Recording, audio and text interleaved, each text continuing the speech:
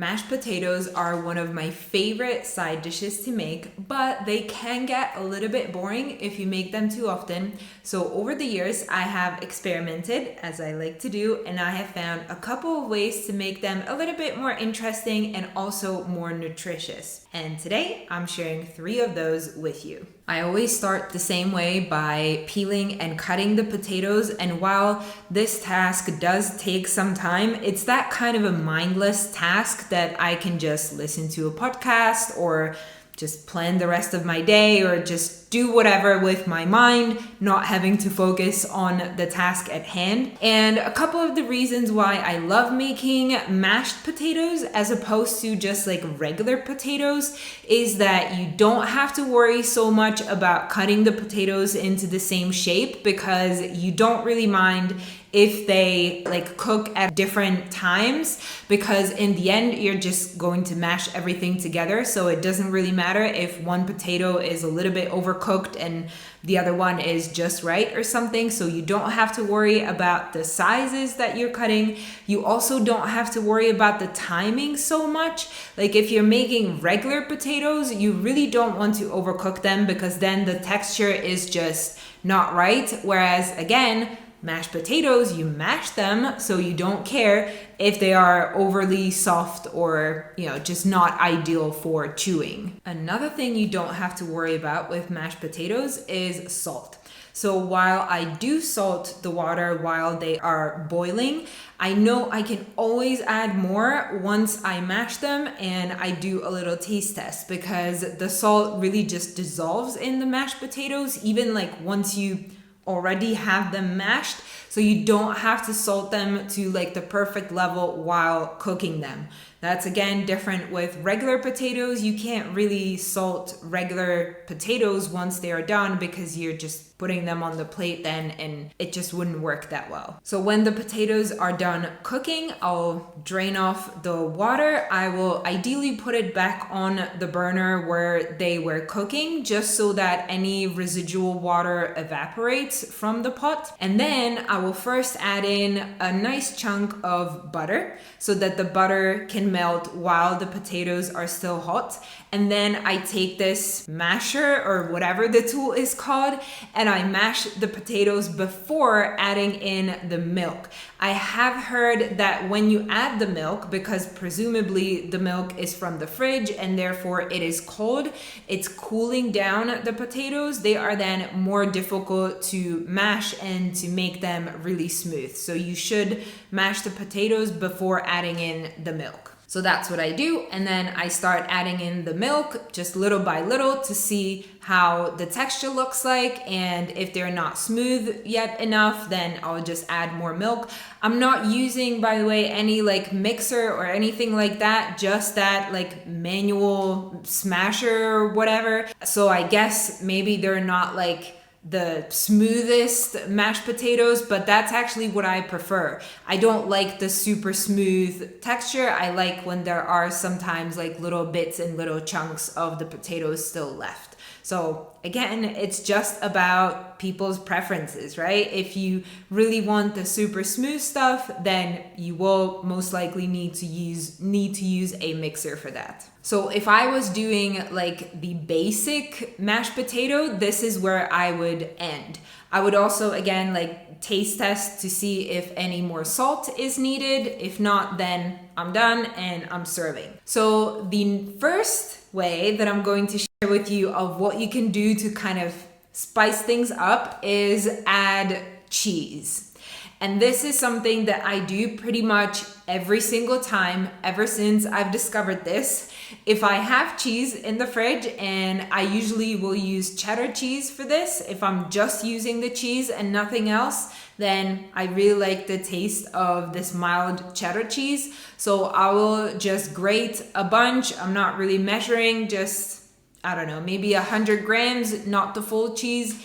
And I'll just dump that into the still hot mashed potatoes so that the cheese has a chance to nicely melt and incorporate. And then you can really, of course, depending on the cheese that you pick, you of course can do any variety at all. You will be able to taste it in the final side dish in the final meal, and it just adds this nice extra taste on top of, you know, your mashed potatoes, which are pretty plain and simple. And I am serving these cheesy mashed potatoes with some meat patties, and that is a nice dinner for us. So first idea, add some cheese, you're instantly making a better meal. Second idea, I'm still adding cheese to these ones, but I'm also doing black olives. The black olives are just nice as a pop of color in there, but they also just provide a completely different kind of a taste, and I'm pairing the black olives with some feta cheese.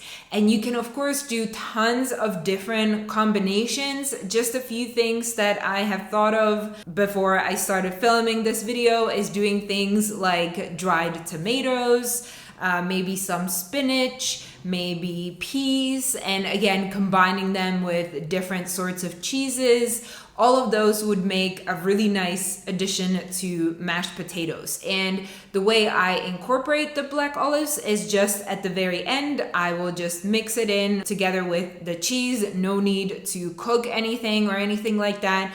I guess maybe if you were doing the spinach, for example, you might need to cook that down a little bit, but overall, like not a whole lot of extra cooking required. And for these olive/feta cheese potatoes, I am serving these with some chicken that I just baked in the oven and then cut up into pieces, and our dinner is ready. All right, and inspiration number 3 is to add some other vegetables to the potatoes while you're cooking them.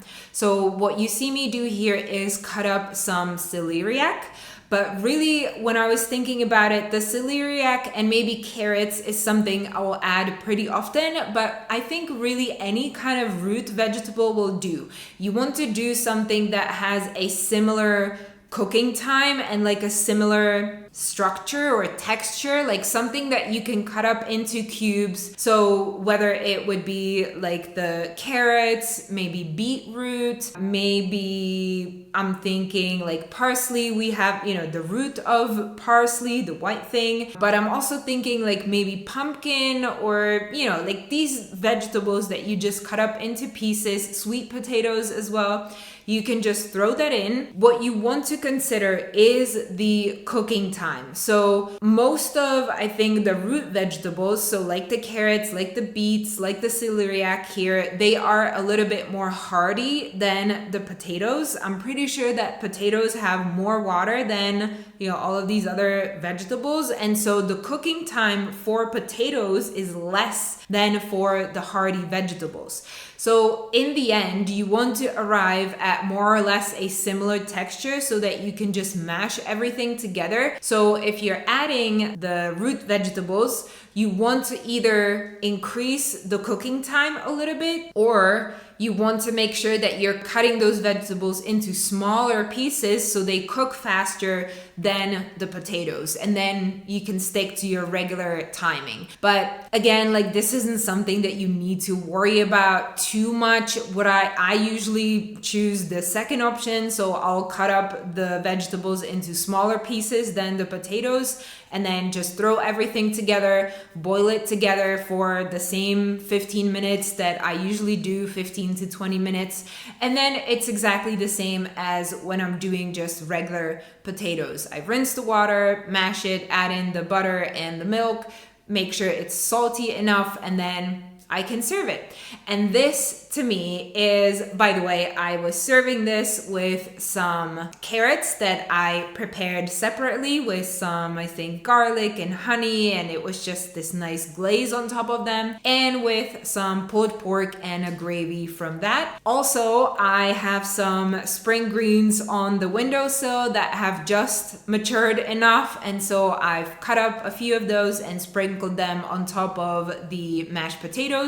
And I think that just looked very, very pretty. What I love about adding these different vegetables to the mashed potatoes is that you don't really have to follow any specific ratios. Maybe you only have, 3 potatoes and you have a bunch of carrots, then just do a bunch of carrots and a few potatoes. It's still going to result in a kind of mashed potatoes slash carrots mixture in the end, and it will work. So, or the other way as well, like you have a bunch of potatoes and maybe you have this one little piece of celeriac that you're not sure what to do with. Maybe you've used other parts for some other things that you've cooked, and then that one piece is just waiting to mold in your pantry. So before that happens, you can throw it into these mashed potatoes and it works, and it's a great addition to the dish as well. So all of these ways that I have just shared with you fit really, really well with my philosophy of I don't necessarily need to avoid certain things. I would much rather add stuff to our diet to make sure that it is diverse enough. And by adding all of these things, you know, a little bit of cheese here, a few olives there, some vegetables here, I'm making sure that we are having more diversity in the foods that we eat. And therefore, in my opinion, it makes my food more healthy, or our food more healthy, because there's just more nutrition, more diverse nutrition around the table. All right, and that will be it for this video. I hope I brought you some useful inspiration, and I'll see you in the next one. Bye.